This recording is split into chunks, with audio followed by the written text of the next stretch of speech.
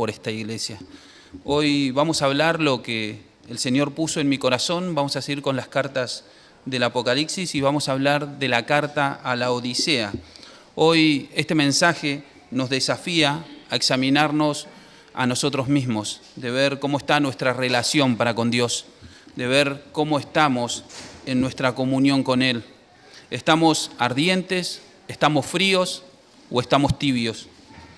En esta predicación vamos a explorar una etapa, vamos a explorar cómo la iglesia refleja una etapa del cristianismo en cada época de la historia. Y vamos a ver lo que nos dice esta postura, que es muy edificante y que sirve para interpretar muchos aspectos de lo que habla la iglesia del Apocalipsis en todas sus cartas.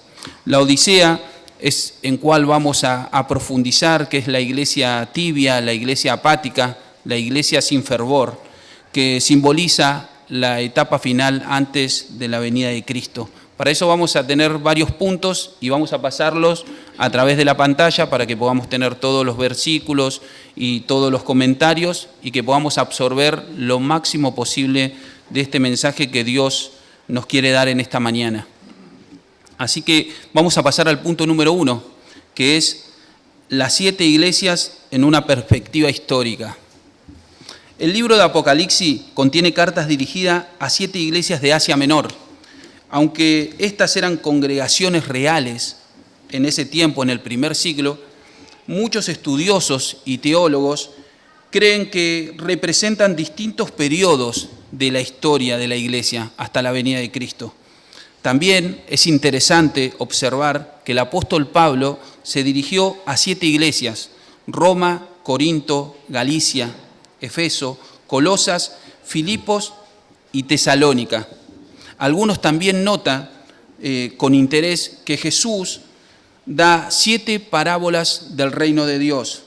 Los primeros comentarios del libro de Apocalipsis enfatiza el 7 como el número de la plenitud y el cumplimiento. Así que tanto el Señor Jesús como el apóstol Pablo estaban escribiendo a 7 iglesias como una indicación de que estaban hablando a toda la iglesia en general, no solamente a estas 7 congregaciones. Esto significa que se habla a la iglesia en perfección, a la iglesia en plenitud y a la iglesia en totalidad. Ahora vamos a ver cada periodo de la iglesia en una perspectiva histórica de cada una de ellas. Y vamos a ver las 7 iglesias del Apocalipsis. Vamos a empezar con la primera, que es Efeso. Esta iglesia es del año 30, en el periodo, en el contexto histórico, del año 30 al año 100 después de Cristo. Es la iglesia apostólica.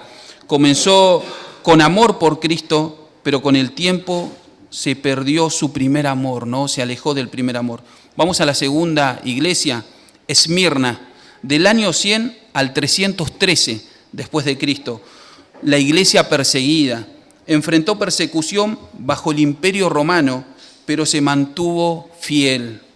Vamos a la tercera iglesia en perspectiva histórica, la iglesia de Pérgamo, del 313 al 600 después de Cristo.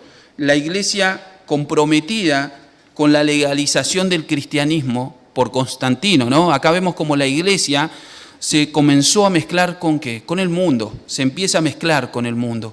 Vamos a la cuarta iglesia, que es la de Tiatira, del año 600 al 1517 después de Cristo, que representa la iglesia corrupta. Esto representa la era del catolicismo medieval, donde la verdad fue corrompida y cambiada por doctrinas falsas. Vamos a la quinta iglesia, la iglesia de Sardis, del año 1517 al 1750 después de Cristo, la iglesia muerta. Esto representa la reforma protestante y las iglesias que tenían nombre de que estaban vivas, pero espiritualmente estaban muertas.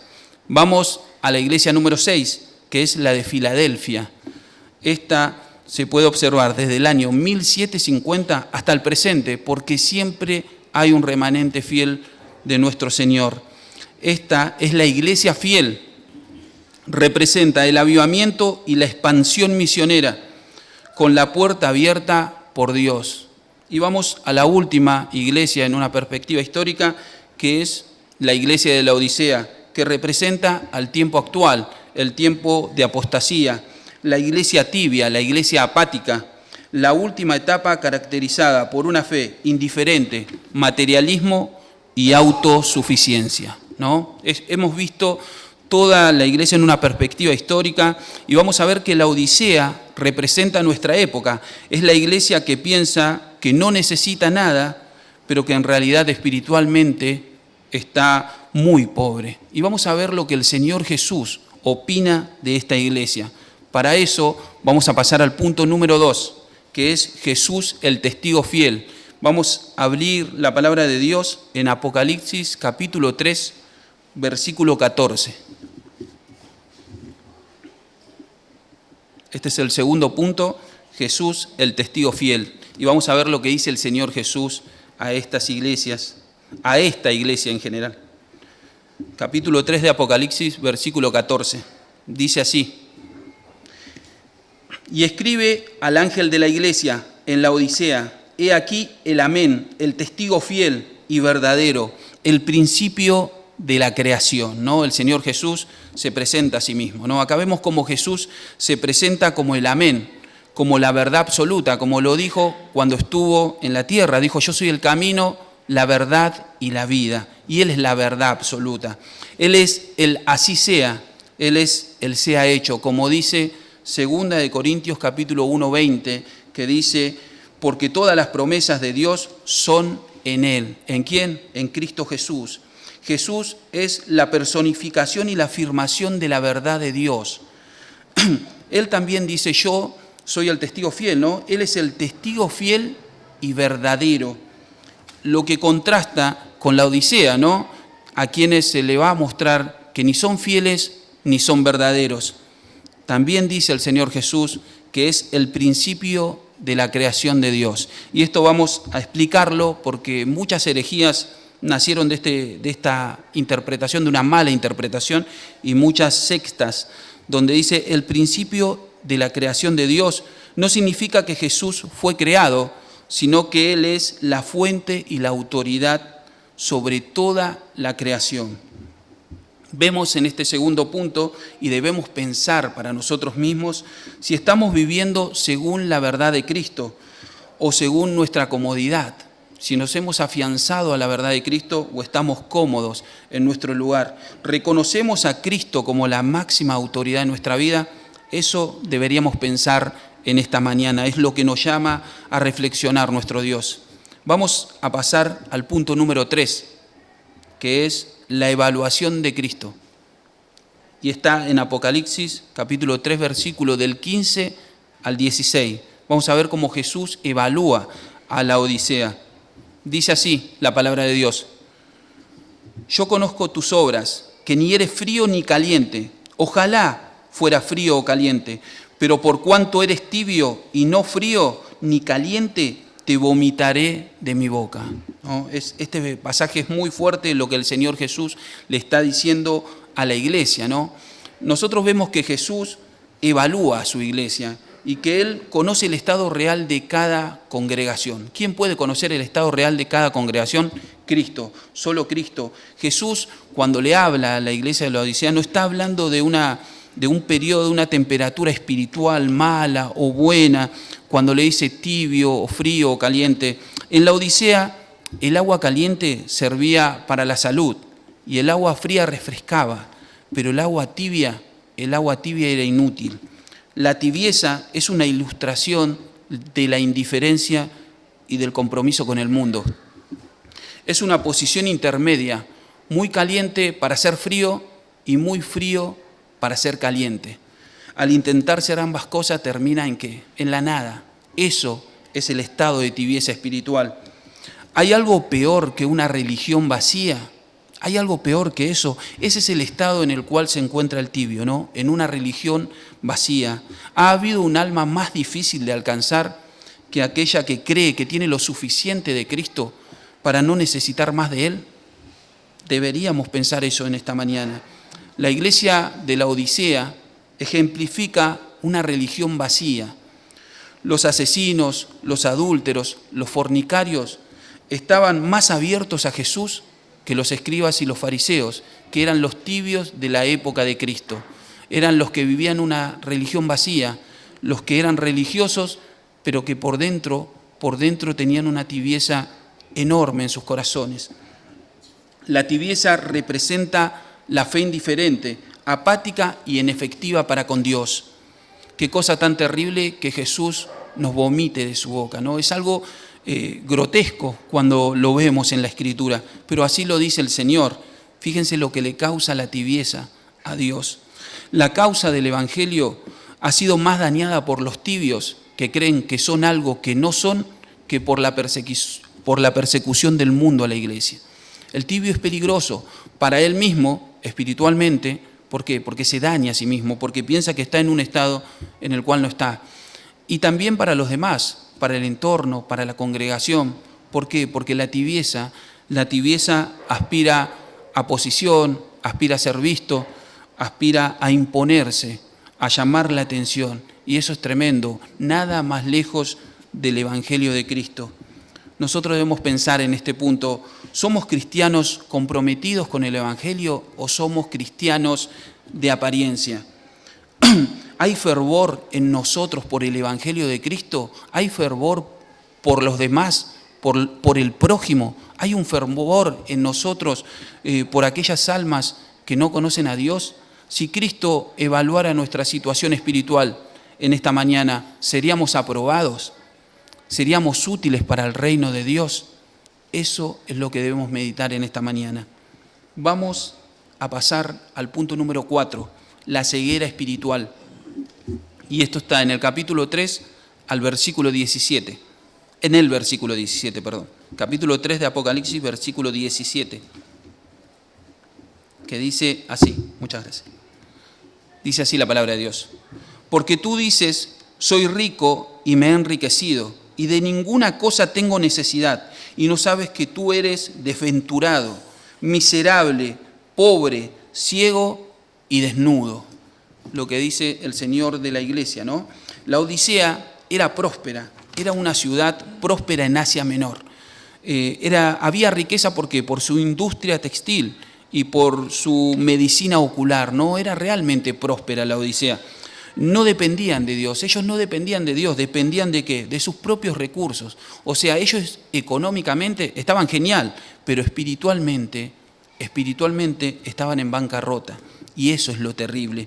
Ellos tenían una visión de sí mismos totalmente desvirtuada por sus riquezas y por la autosuficiencia.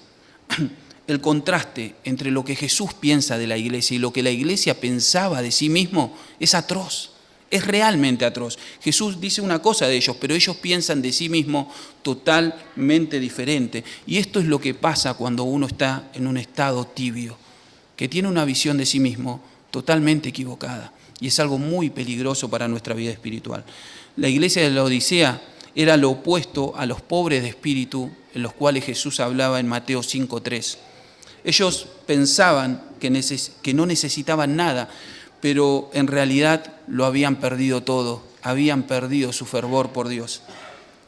Nosotros y ellos pasamos por un peligro, tanto la iglesia de la Odisea como nosotros en la actualidad, el peligro del materialismo. Vivimos en un mundo materialista y este es un peligro que azota nuestra vida, el peligro de la autosuficiencia y de la falsa religiosidad de nuestra vida. Debemos pensar en esta mañana, ¿nuestra confianza está en lo que tenemos o está en Cristo? ¿En dónde está nuestra confianza? Porque a veces decimos, bueno, nuestra vida depende de Dios, pero cuando las cosas aprietan, cuando sucede algo, nos desesperamos y nos esperanzamos ¿en qué? En lo que tenemos, en nuestro trabajo, en nuestras posesiones, en nuestros bienes económicos. No esperamos en Dios. Si nos tocan algo de lo que tenemos, nos desesperamos. Debemos aprender a tener nuestra confianza total y plena en nuestro Señor. Vamos al punto número 5, que es el llamado a la restauración. Esto está en el capítulo 3, versículo 18 de Apocalipsis. Dice así la palabra de Dios en el capítulo 3, 18. Por tanto, yo te aconsejo que de mí compres oro refinado en fuego, para que seas rico, y vestiduras blancas para vestirte, y que no se descubra la vergüenza de tu desnudez, y unge tus ojos con colirio para que veas. Esto es lo que le dice al Señor Jesús. El oro refinado representa la verdadera riqueza espiritual en Cristo y su obra. Las vestiduras blancas simbolizan la justicia de Cristo que cubre nuestra vergüenza. El colirio representa el discernimiento espiritual para ver nuestra verdadera condición, ¿no? Lo que no tenían la iglesia de la Odisea. Nosotros en este punto debemos pensar, necesitamos depender de Cristo, realmente necesitamos, para ver nuestra verdadera riqueza y para ver nuestra verdadera visión espiritual, porque si no dependemos de Él, dependeremos de otras cosas que no edifican en nada, que son momentáneas, que son temporales. Su misericordia se extiende en nuestra vida y hoy su misericordia se extiende en esta mañana, como se extendió en la vida de la congregación de la Odisea. Cristo no solo expone nuestra necesidad, sino que también ofrece una solución. No es solo exponer a la iglesia y no solo exponernos a nosotros mismos, sino que nos ofrece una solución. La pregunta es si estamos dispuestos a aceptar la oferta de Cristo. Porque cuando estamos en un estado de tibieza hay mucho orgullo y no nos cuesta reconocer en el estado en el cual nos encontramos. Debemos pensar si aceptamos esta oferta que Dios propone para nosotros. Vamos al punto número 6, que es el amor en la corrección. Y esto está en el capítulo 3, versículo 19 de Apocalipsis. El amor en la corrección de nuestro Dios. Dice así: yo reprendo y castigo a todos los que amo. Sé pues celoso y arrepiéntete. Nosotros vemos cómo Jesús nos disciplina, ¿no? Disciplina a la iglesia. ¿Pero por qué? Porque la ama, porque realmente nos ama. Si no, nos disciplinaría y nos dejaría que nosotros nos vayamos por nuestros deseos, pasiones o nuestras debilidades, nos destruiríamos. Él nos disciplina ¿para qué? Para corregirnos, porque hay amor de Dios para con nosotros. Había amor de Dios para con la Odisea. El amor de Cristo se manifiesta en su corrección y en su disciplina. El llamado es a la pasión y al arrepentimiento. La corrección de Dios no es un castigo final, sino una oportunidad para volver a Cristo y para arrepentirnos de verdad. El arrepentimiento es vital en esta situación espiritual. Debemos pensar en este punto y en esta mañana cómo reaccionamos cuando Dios nos corrige. ¿Recibimos la disciplina con amor, con humildad, con gratitud o la resistimos? Resistimos la corrección de Dios, porque eso también es algo del estado de tibieza. El tibio se basa en ¿qué? En conocimientos bíblicos, se basa en años que ha estado en la iglesia, en posiciones, pero carece de humildad. Y en ese estado cuesta reconocer la situación espiritual y aceptar la corrección de Dios. El amor de Dios es un amor que restaura, no un amor que condena. Estamos permitiendo la corrección de Dios en nuestra vida. La tibieza solo se vence con un genuino arrepentimiento. Debe haber un arrepentimiento, si no es imposible salir de esa situación. Vamos a pasar al punto número 7, que es Cristo a la puerta. Y está en el capítulo 3 de Apocalipsis, versículo 20. Apocalipsis 3, versículo 20, dice así: He aquí, yo estoy a la puerta y llamo. Si alguno oye mi voz y abre la puerta, entraré a él y cenaré con él y él conmigo. ¿No? Cristo estando ¿qué? A la puerta. Jesús no estaba dentro de la iglesia de la Odisea. ¿Estaba qué? Estaba afuera, estaba a la puerta. Estaba llamando para entrar, para tener comunión con los verdaderos creyentes, para que vuelvan a la comunión. Y también ¿para qué? Para tener comunión con los miembros que no eran convertidos, para que tengan una verdadera comunión con Él, la cual nunca la tuvieron a pesar de ser miembros de la iglesia. Podemos ser miembros de una iglesia local, pero no tener comunión con Él. Podemos no conocerlo, no haber tomado las cosas en serio, no haber tomado nuestra vida en serio para con Dios, no habernos arrepentido de corazón. Jesús ofrecía la solución a dos tipos de personas: al cristiano tibio que estaba, conocía a Dios pero que estaba en un estado deplorable, y al que realmente era inconverso, que estaba en esta congregación pero que no lo conocía. Para abrir la puerta para que Cristo entre en nuestra vida debe haber arrepentimiento genuino, arrepentimiento del orgullo, arrepentimiento de la autosuficiencia, arrepentimiento de la tibieza.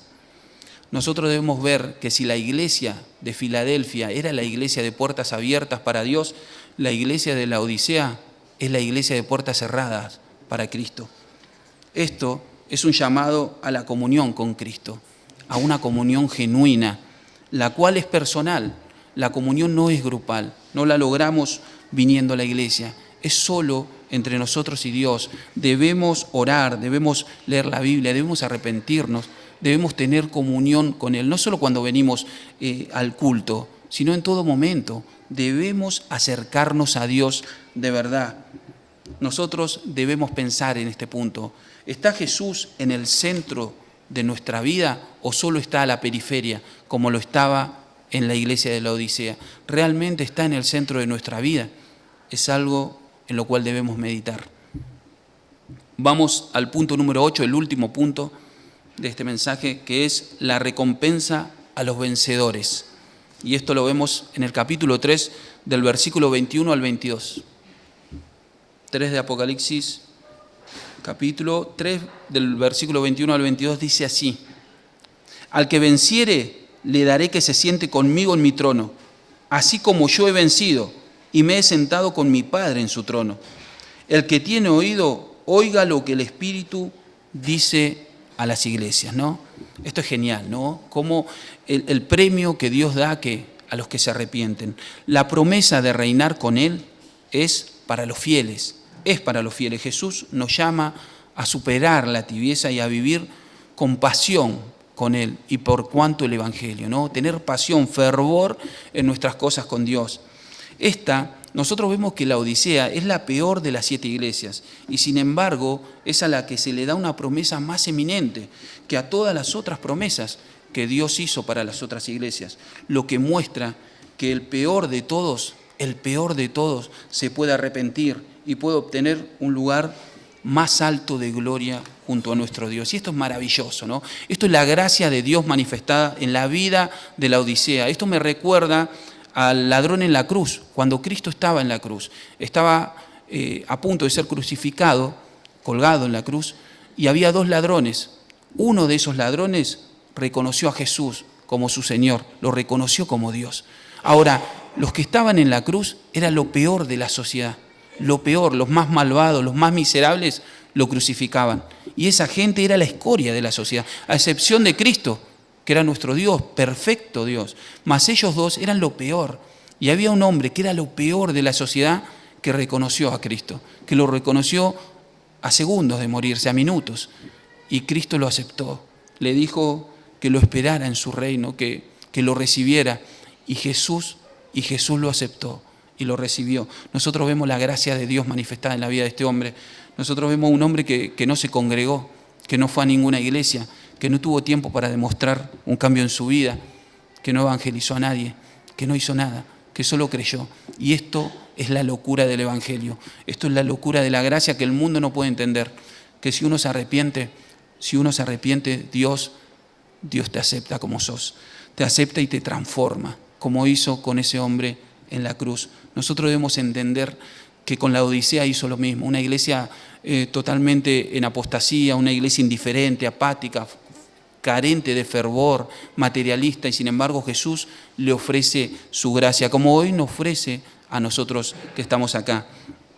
Debemos pensar en este punto: ¿vivimos con una perspectiva eterna o solo vivimos para lo terrenal? ¿En dónde tenemos puestos nuestros ojos? ¿En lo que pasa en este mundo, en nuestra vida en este mundo, o esperando a nuestro Señor? Dios nos llama a vivir como vencedores en Cristo, con pasión por el Evangelio, con pasión y fervor para con nuestro Dios. Vamos a ir a la conclusión de este mensaje y nosotros debemos ver que la Odisea nos refleja a muchos de nosotros, refleja nuestras actitudes, nuestras malas formas, algunas cosas de nosotros refleja esta iglesia. Vivimos en un mundo materialista, en un mundo que está pegado al dinero, no afanado por el dinero y por las cosas, por las posesiones que cada uno puede tener. A veces veo a hermanos a los cuales amo, confiados mucho en sus posesiones, ¿no? Eso es algo muy frecuente, pero espiritualmente vacíos, y esto es terrible. Hoy Jesús nos llama a reconocer nuestra tibieza y nuestra necesidad de Él. Nos llama a buscar la verdadera riqueza en Cristo. Nos llama a abrir una puerta a una relación genuina con Jesús, más profunda. Nos llama a vivir apasionados por Cristo y a no conformarnos con una fe mediocre. Debemos acercarnos a Cristo. Y el tiempo de eso es hoy. No mañana, es hoy. Debemos ver que la tibieza es el peor estado en el cual nosotros podemos estar. El tibio está y no está. Parece que está, pero en realidad no está. Si estamos ciegos, no podemos ver nuestra verdadera condición. Nos cuesta ver cómo estamos. Tu cuerpo puede estar acá todos los domingos del año, pero si tu corazón está dividido, tenés que volver a los pies de Cristo, tenés que acercarte a Él. Un corazón dividido no prevalece. El tibio se deleita en las cosas que sus ojos ven, en lo material, pero no se conmueve con el Evangelio. No se conmueve con el Evangelio. Nosotros debemos salir de ese estado. La tibieza es autoengañosa y es hipócrita, porque pensamos que somos algo que en realidad no somos. Tiene que haber humildad, tiene que haber un reconocimiento.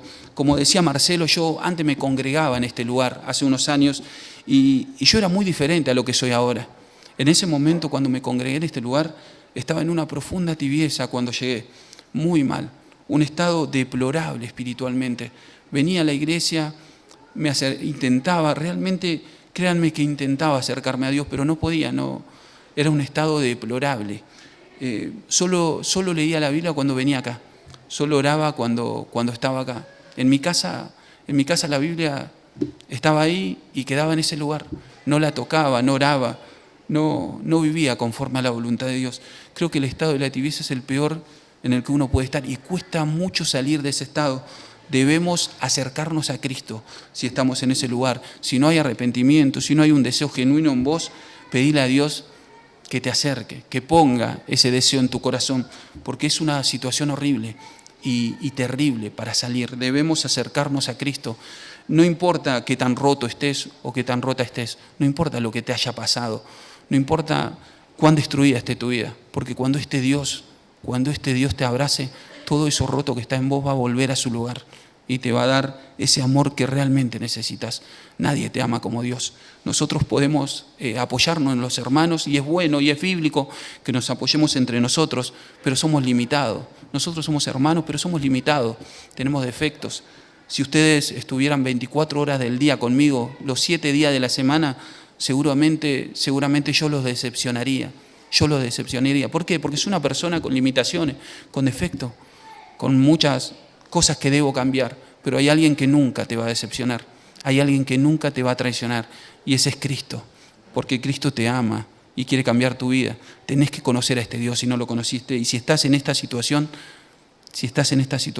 acércate a Él, porque Él no te va a dar la espalda. Él te ama y quiere cambiar tu corazón. Nosotros no podemos cambiar el corazón de nadie, la vida de nadie, ni siquiera nuestra vida podemos cambiar. El único que puede cambiar nuestra vida es Dios. A Él tenés que acercarte. Oramos, hermanos.